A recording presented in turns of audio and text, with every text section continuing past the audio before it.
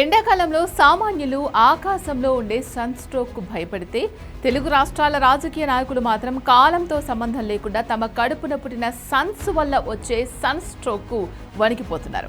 క్షేత్రస్థాయి నుంచి శ్రమించి నిర్మించుకున్న రాజకీయ సామ్రాజ్యాలు దశాబ్దాల క్రెడిట్ కొడుకులు చేసే పనుల వల్ల ఒక్క రాత్రిలోనే గంగలో కలిసిపోతున్నాయి. ఇటీవల కేంద్ర హోంశాఖ సహాయ మంత్రి బండి సంజయ్ కుమారుడిపై పోక్సో కేసు నమోదు కావడంతో ఈ అంశం మళ్లీ హాట్ టాపిక్ గా మారింది.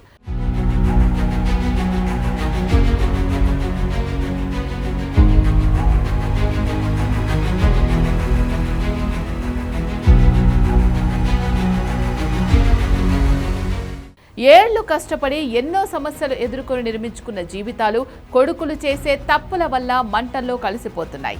గతాన్ని పరిశీలిస్తే కొడుకుల దెబ్బకు విలవిల్లాడిన ప్రముఖ నేతలు ఎందరో ఉన్నారు. ఇందులో ప్రముఖ వ్యక్తి కె కేశవరావు. ఉమ్మడి ఆంధ్రప్రదేశ్లో కాంగ్రెస్లో చక్రం తిప్పిన ఈ సీనియర్ నేతకు చాలా కాలం క్రితమే సన్ స్ట్రోక్ రుచి తెలిసింది. ఆయన కుమారుడు వెంకట్ నివాసంలో వ్యాపార భాగస్వామి ప్రశాంత్ బుల్లెట్ గాయాలతో మృతి చెందడం అప్పట్లో సెన్సేషన్ అయింది. అది హత్య అనే ఆరోపణలు రావడంతో కేకే నైతిక బాధ్యత వహిస్తూ తన పీసీసీ చీఫ్ పదవికి రాజీనామా చేయాల్సి వచ్చింది. ఈ లిస్టులో ఉండే మరో పొలిటీషియన్ ధర్మపురి శ్రీనివాస్.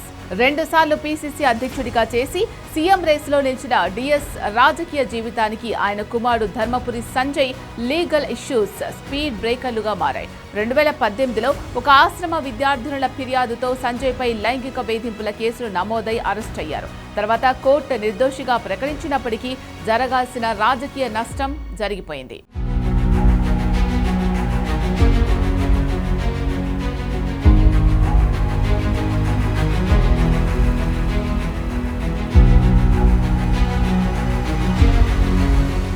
కొడుకు చేసిన తప్పుతో రాజకీయంగా చాలా ఎఫెక్ట్ అయిన మరో నేత మాజీ ఎంపీ సిరిసిల్ల రాజయ్య. 2015 వరంగల్ ఉప ఎన్నికల్లో కాంగ్రెస్ అభ్యర్థిగా ఆయన పేరు ఖరారైంది. కానీ అప్పుడే సిరిసిల్ల రాజయ్య కోడలు సారిక, 3 మనవళ్ల ఇంట్లో అనుమానాస్పద స్థితిలో చనిపోయారు. కొడుకు అనిల్ కుమార్ వేధింపుల కారణంగా కోడలు సారిక, 3 మనవళ్లు చనిపోయారు అనేది ప్రధాన ఆరోపణ. ఈ ఘోర ఉదంతంతో కాంగ్రెస్ అధిష్టానం రాజయ్య టికెట్ రద్దు చేసి వేరొకరికిచ్చింది. కొడుకు తెచ్చిన సెగతో ఆయన కెరియర్ బూడిదైంది.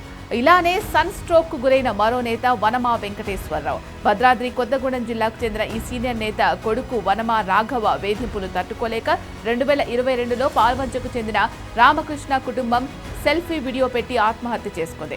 ఈ ఘటనతో రాఘవ అరెస్ట్, పార్టీ సస్పెన్షన్ కు గురవగా తండ్రిగా వనమా తీవ్ర విమర్శలు ఎదుర్కొని పరువు పోగొట్టుకున్నారు. బీఆర్ఎస్ పార్టీ మాజీ ఎమ్మెల్యే మహమ్మద్ షకీల్ కూడా సన్ స్ట్రోక్ బాధితుడే. అతని కొడుకు రహీల్ అమీర్ వరుస వివాదాలతో తండ్రిని ఇరకాటంలో పెట్టాడు. 2022లో జూబ్లీహిల్స్ కారు ప్రమాదంలో ఒక పాప మరణానికి కారణమవ్వడం, ఆపై ప్రజాభవన్ వద్ద బారికేడ్లు ఢీకొట్టడం వంటి కేసులు నమోదయ్యాయి. కొడుకును రాత్రికి రాత్రి దుబాయ్ పంపడం వంటి నాటకీయ పరిణామాలు షకీల్ రాజకీయ భవిష్యత్తును దెబ్బతీశాయి. అందరికీ సన్ స్ట్రోక్స్ తగిలితే మాజీ హోంమంత్రి మహమ్మద్ అలీకి మాత్రం గ్రాండ్ సన్ స్ట్రోక్ తగిలింది. జూబ్లీహిల్స్ మైనర్ గ్యాంగ్ రేప్ కేసులో మాజీ హోంమంత్రి మహమ్మద్ అలీ మనవడి పేరు, అలాగే మరికొందరు ప్రముఖ ప్రజాప్రతినిధుల పిల్లల పేర్లు రావడం సంచలనం సృష్టించింది. ఇది ఆయా నాయకుల ఇమేజ్ ను శాశ్వతంగా డ్యామేజ్ చేసింది. రాజకీయ వ్యూహాలు, సంక్షోభాలను చిటికలో మేనేజ్ చేసే లీడర్లకు సొంత ఇంట్లో పుట్టే ఈ సన్ స్ట్రోక్ మాత్రం ఎలాంటి వ్యాక్సిన్ దొరకడం లేదు.